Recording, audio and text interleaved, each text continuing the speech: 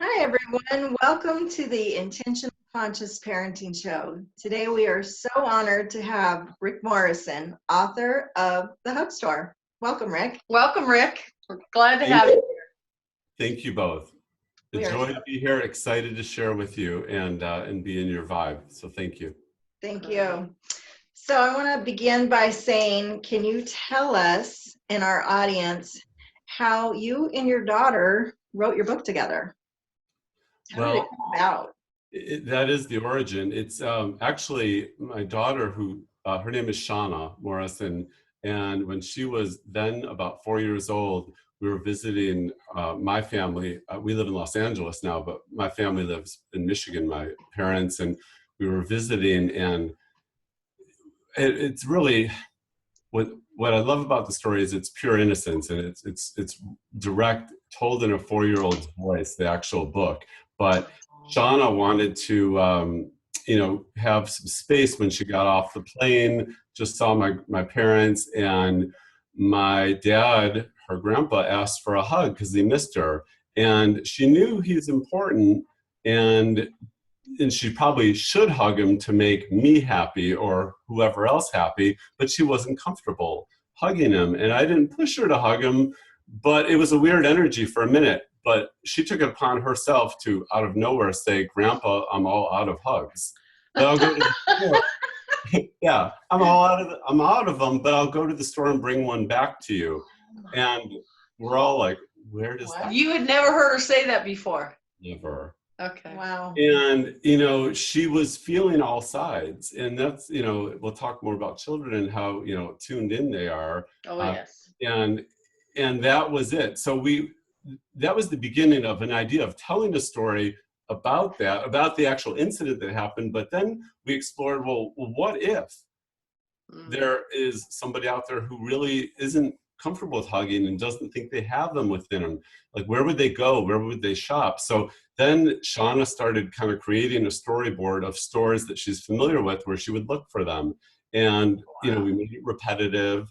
And, the end of the story, which I'm not going to say, but it will, I just say that it has something to do with how these shelves go on forever and kind of coming to trust your instincts and know that you have answers. That's right. These are the most important questions ever. Okay. Yes, absolutely. How thrilled are you that you and your daughter not only wrote a book together, but are able to go into classrooms and read it to students? And I bet you've had some great questions or all kinds of surrounding feelings and talkings about that. Yeah, I mean, that's where the juice is, in reading kids. I mean, that it never gets tired. It's always different, and it's as different as every child is different. Sure. I love it. Shauna goes through ups and downs with reading. At 7, she's kind of in the mood, she's kind of not in the mood. Yep. And I follow that, but I always enjoy the reading. And one of the things, and this is actually a funny story, it's out of, necessity, something brilliant was born. When we first read it at her school, as local authors, we needed 2 books to be in what they call bedtime story jam, Milk and Cookies, and all the kids come to elementary school in pajamas and all that. But we only had 1 book. So I asked the board, I said, could we, possibly come up with a game to fill the other time since we don't have a book? And they said, yeah, that's reasonable. So Shauna and I were like, well, what kind of game would we play? And she said it'd be about hugs. Well, as it turned out, we made these wristbands in different colors called the Hug Store wristbands for kids. And we developed a little game where all the kids hug, not based on who they'd like to hug, but we read the story, and then it's a way to actually embody what they learn in the book. And the kids don't take off the wristbands, but I changed the color combinations. So, there'll be 4 colors, and by the end, every child's hugged every other child. And when I was at Montessori at their national convention last year, this really was interesting to them. And I actually wrote a formal curriculum that I'm going to present at next year's conference. Nice. Thank you. I'm so excited because it's really huge. It is, and it's the teaching of it that they get to embody with pre and post assessment, so kids can really see, what the power of hugs, can do Sure. and transform not only an individual, but the whole classroom. Oh, So, yeah. and that was just because we needed something. So here we found ourselves with a curriculum to go along with the Hug It Store was book. just created so innocently, and look how great it became. Now it's going to be a curriculum. You both in are so Montessori creative. schools. Wow. That's Yeah. awesome. Really, social emotional learning, it takes into all those things that I think are tertiary but important to kids' education. It's so needed, It especially in is these needed. Absolutely. So I have a two-part question. Mhm. So Chaucer's bookstore, along with many other bookstores, have recently added the Hug Store to the shelves. How does that feel, seeing a book you wrote with your daughter on the bookshelf when you walk into the stores? So much of it is so virtual these days, but actually seeing a brick and mortar location with your book, it is really an amazing feeling. I think even more so for Shauna, because Mhm. you know, she sees her book and it gives her so much confidence and belief in herself, because it was a long process. I mean, the actual book, when we started, she was 4. We didn't have it back in our hands for 2 years. Wow. It was a long, and it taught her patience, like 'cause she Sure. wanted like 2 weeks later. How old is she now? 7, you said? Just turned 7, and the Okay. funny thing is, we actually did a coloring book. We used the original, again, another Shauna idea, the original line drawings, and we made coloring books for the children to basically tell their own, color of how they see the book, and that's kind of a fun little project too. Is that something they can get separately, or is it a part of the book in the back? Or Right now, it's just a separate thing, but okay. I'd love to package them. But nobody knows about the coloring book really. It literally, Okay. we haven't even posted online about it. But now you can. Oh, okay. Okay, well, great. We're happy to share the word about it. So the second half of that question is, any tips for new authors getting their books into the bookstores? Yeah, for online or brick and mortar or both. Probably both. Probably both. Things. I mean, the online community, fairly easy. I mean, Amazon is, where everyone kind of needs to be, Mhm. like it or not. It's a great platform, and our book's doing very well on Amazon, but it's so driven by reviews. But if you have your book, in a brick and mortar, then there's people that can hand sell it. And there's a store called Diesel Books. It's independent, and we're with Barnes and Noble and Amazon. But I also love the independents and Diesel Books. There's one in Marin County and down here in West Los Angeles. They once they knew what the content of the book was about, they were really able to hand sell it. And they said, oh, it's great in a children's section, but this book has special attributes that would be, that would lend it to being in a social, emotional learning, self-help for children. Yeah. Yes. So they placed it there, and that's actually where it started selling. Okay, that's good to know. That's what I let people know, is that the brick and mortar small independent stores will really hand sell your book. The flip side is that they don't take very many. It's onesie twosies, but that turns into more as they sell. So That's great. On intentional conscious parenting, Carol and I have written and spoke about a lot. Well-being and vibration and frequencies, and one of your points in your book is to educate people on the power of hugs and how essential they are for us humans. Can you talk to our audience about that and add your little sparkly to that? I mean, the hug thing, well, the Hug Store is about hugging. It's told through what I say the lens of hugging. Hugging is the vehicle that kind of moves the story.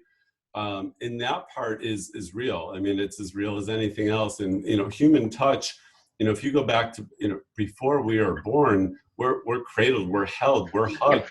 We're Yeah.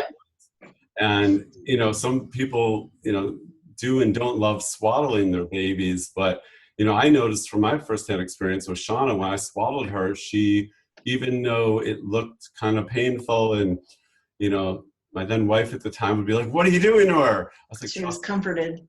Yeah, she's gonna love this and fall back asleep, and so that's kind of what made me realize that, is that kids are always hugged, before you're even born.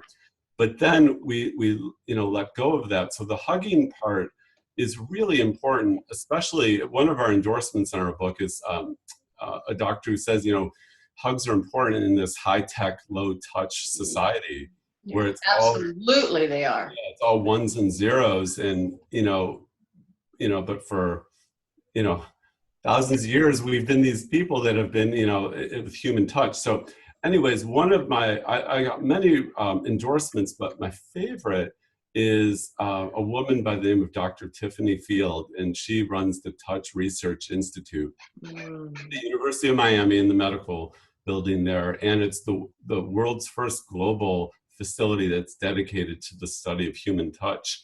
Wow. And so one of our give backs, we donate some of our proceeds there.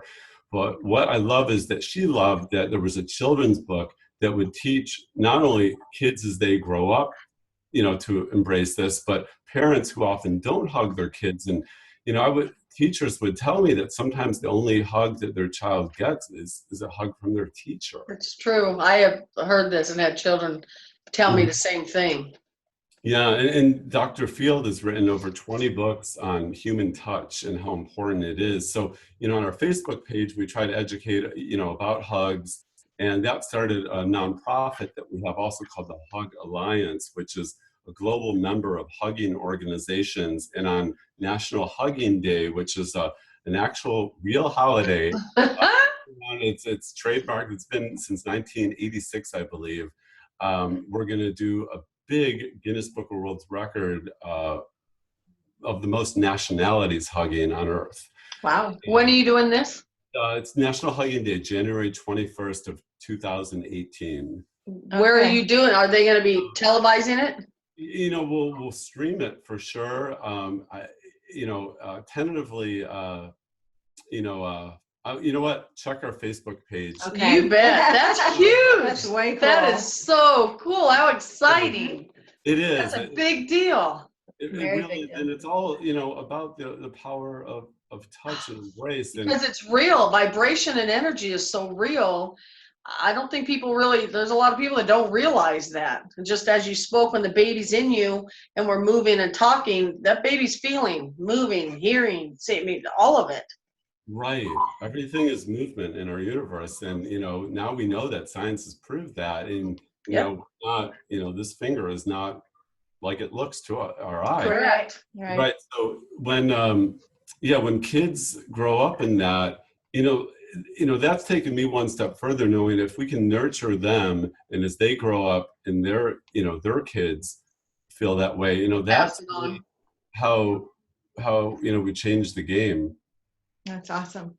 Yeah. We really appreciate the fact that you took the time to incorporate the extra bonus information in your book about hugging, and especially safe touching and hugging, which is so, so important. How crucial was it for you that was added into your book, especially a children's book? Absolutely. It was an 11th hour add-on, and it actually held up the book even longer, which of course upset Shauna. What else? The story's told. Why is it taking longer? Right. But that was, the reality of our, of what we see in society is, so often fear-based and media-driven, and it doesn't look like that's changing. So, you know what? If this book's really going to get out and have the credentials and endorsements, that needs to be the balance thing for the mainstream, to realize that there's a way that they can explore and talk to their kids, that hugs are really important. And there's a list of, over 12 in the book, why, it's kind of boiled down from lots and lots of research, but that show, for kids, what, there's a book out called The Hug Machine, and they hug everybody. But is that really, the right thing?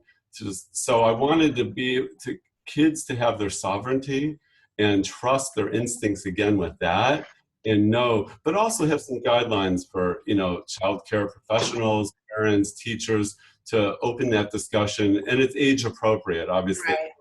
You know, Absolutely.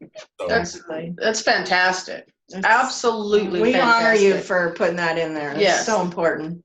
things. I wasn't so sure in hindsight, though I'm glad. It was me being who I was, and I put it in there and knew that I'd get, you know, You have to follow who you are. That's an important step. right. I have to trust the book's theme to myself, you know. That's right. That's right. So can you tell us a little bit about Dancing in the Unknown? So Dancing in the Unknown, I'm so grateful to be a part of this project. This is the book cover. It Beautiful. Wow. it That's was beautiful. just released within the last 6 weeks, and the Facebook page has a special group, and you can follow us, called Dancing in the Unknown. But what it is it's a book actually by Betsy Chaucy, who made the film What the Bleep Do We Know? And Oh, yeah. Yeah. she's written several other books, and this one for her was an opportunity, and you know, she describes it so eloquently, but knowledge, and when you break the word down, knowledge, it's knowing, but also the ledge. And when you jump, when you go over that ledge, you don't know. But there's a certain amount of trust involved. And she had reached out to me originally about the Hug Store to write a blog for her Meaningful Mom website that she runs.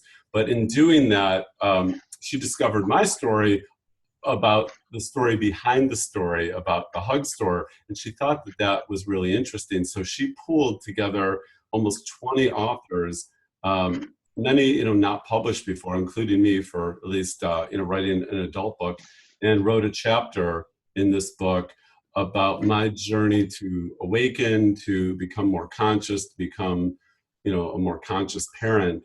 And you know, I'm really proud of it. It's completely raw. It's when people read it, there's some things that might shock people, and not just my story, other people's stories too, from, you know, stage 4 cancer to divorce to, you know, just a lot of things that are really Life, real Right. life. Awakenings come from many different ways. Bringing you to the present moment. Yeah. And so my chapter title in it is it's a play on the old African proverb, "It takes a village to raise a child." Oh, yeah. This is actually something I give Michael Beckwith credit for. I heard him say it once, and where he said, and I took the name, and you know, I said, this is what it's about. It takes a child to raise a village. Absolutely. Yeah, that's right. And I just love that, because you know, one child can do that, and you know, Shauna's doing it in our community. The Hug Store has brought together businesses, and it's become actually bigger than the book.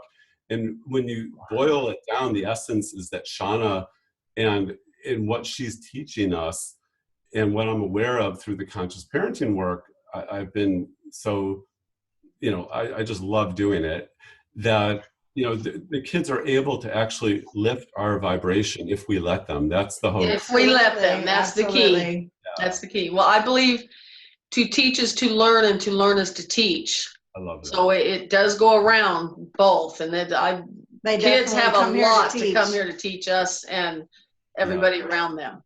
But you have to take the time to hear it and listen, because it's not always clear. But you listen and you feel the vibration, because sometimes they don't have the mentality yet as little to put it into words as adults do, but you grasp what they're saying. You obviously have a very good connection with your daughter, and you can read between the lines, and you can sit with her and talk with her and share.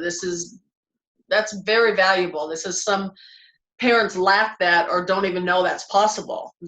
Or they discard it because it's the child, Correct. coming from the child. Right.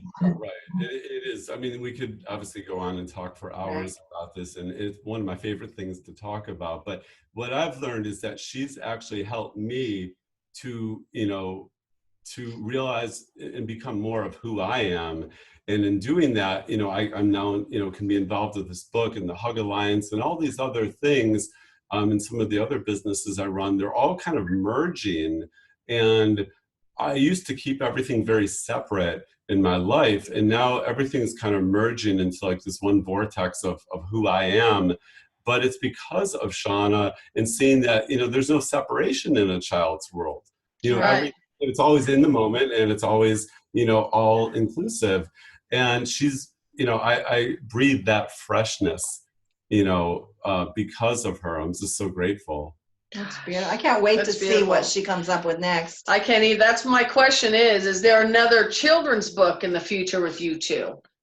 We have an idea for several others, and I thought about jumping in with that. And actually, she was so funny. She goes, "Dad, as long as we don't call it the Kiss Store, I'll be your co-author on it. But if it's the Kiss Store, you're on your own because that's just gross." So, but we have some ideas with different qualities around gratitude and forgiveness and some other things we'd like to explore. But at the same time, I think that the Hug Store, it's kind of like, you know, it had this kind of trajectory and then it kind of dipped and I thought, oh, that's time for a new book. But now it's like this. Yeah, So, you want to give it its time. There's still more to it. I really think that there is a lot more to it, and it's teaching me to be more patient and not get some, you know, rushed something out there. In the meantime, she's writing songs, so she's expressing herself, and she's definitely, you know, I think finding her niche of expression. She loves to express through art, you know, different art forms, including ballet and dance. And you know what? I think we introduced me as the author, but we haven't told your audience that actually Shauna is a co-author of the book. Absolutely, Absolutely, she is. Yes. Yeah, and that's, you know, she's my writing partner for life. That's awesome. We talk about that when we wrote, you know, in the reviews and when we talk about the Hug Store book. We always make sure she gets credit as you get credit. And I thank you as a dad for allowing her to be herself. That's what I think lacks in some parents. They don't understand. Let your child be herself and watch what will become. Amazing things will happen, right? I mean, just, yeah. That's awesome. So, you know, when she's in her element and not being steered or driven or pulled, Yep. you know, she's just so much more content. And, you know, and the whole conscious parenting too thing, I think sometimes people think we just, you know, like there's no rules. And, you know, we still have boundaries and everything. And, you know, we still have to go to sleep at a certain time. But, you know, if she wants to, you know, read her book before the bath as opposed to after the bath, I don't have rules. It's like things like that, you know. I heard, you know, two people I really respect, Susie Lula and Dr. Shafali, talked about, you know, is something in sand or something in stone. And, you know, most parenting rules are in stone, but they don't. Correct. And that's where a lot of the conflict comes from.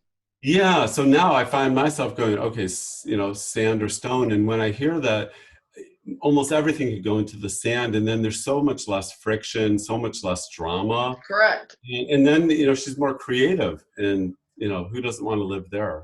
Well, our kids are from 34 to 28, and we raised them from birth intentional, consciously, purposely, from way back. We're way back there. Before the, you know, it's become a thing. Yeah. It's great. I love seeing it come to the forefront, and people talk about it now, and you can search it out. When we were starting and no one had even heard of it, didn't even know what it was. And just as you say, the simplest thing, would you like to do this before a bath or after? Giving them a choice, respecting their feelings at that moment in time. You know, this is, I'm going to throw a twist at you guys, because I'm very curious. How did you have an intention to do that? Were you raised that way, that it was already kind of part of how your family dynamic was as you were growing up? No, this was... No, we've been best friends for over 30 years. It was very intuitive. And raised our kids together, and we've always talked about writing on and off. And one day I told her, are we going to do it? Or are we not going to do it? Let's commit. And then we were like, oh, well, then we need a website, and what are we calling it? And it's like, well, what does it feel like? And it's like, and our children were raised together since they were babies. She was just in the delivery room when my second son was born. And we always believed in allowing. you know, yes, there are rules and yes, there's boundaries, but you have to give them their time too. There's always been that respect. I'm not quite sure why, but both of our husbands and both of us, it was just who we were. Oh, that's amazing. When I homeschooled in Arizona, and when I went to go speak to the superintendent, they said I was the first person who had ever came to them, and there were no rules. They didn't even know what to tell me. So it just, yeah, it was a trailblazing back then.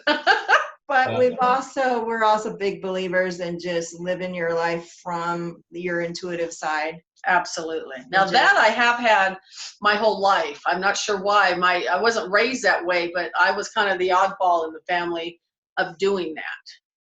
Wow.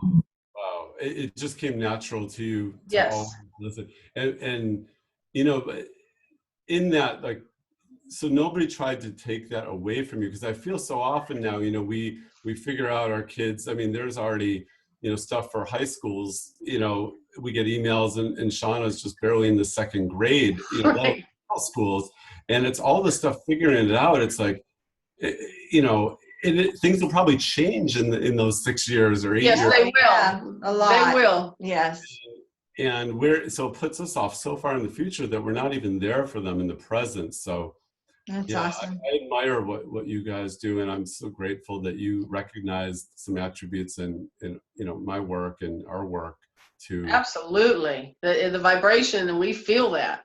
It's beautiful what you're doing. And we're happy to collaborate with other conscious parenting authors and parents. And on that note, how would our audience, how do they stay in touch with you? And you mentioned where they can find your book on Amazon and Barnes & Noble, but where's the best place to connect? So, our website is being built, and it's called thehugstorebook.com, but you can go on there. It's just the e-commerce component of it isn't up, but you know, so that will be up shortly. And the other way is just via our Facebook page, which we really do update daily with, you know, great conscious parenting tips, you know, things revolving around hugs, and just kind of our whereabouts, what we're doing. You know, when we just did it was the largest children's book fair in the country called the Orange County Book Fair, and we read at it. So we had updates on that. But that's probably the best way right now, our Facebook page. And love watching your videos and all your stuff. Oh, they're great. I'm from Orange County, born and raised, so I love it there. Yeah, I'm very familiar with that. It is a huge. That's awesome. Thank you. Thank you guys so much. We're so happy to have you with us. This has been wonderful. Thank you. And we look forward to, in the future, we'll do this more, and we'll bring on other people with you. Wonderful. Thank you both so much. And good luck in the future. E-hug to you both. E-hug to you. Okay. Bye-bye.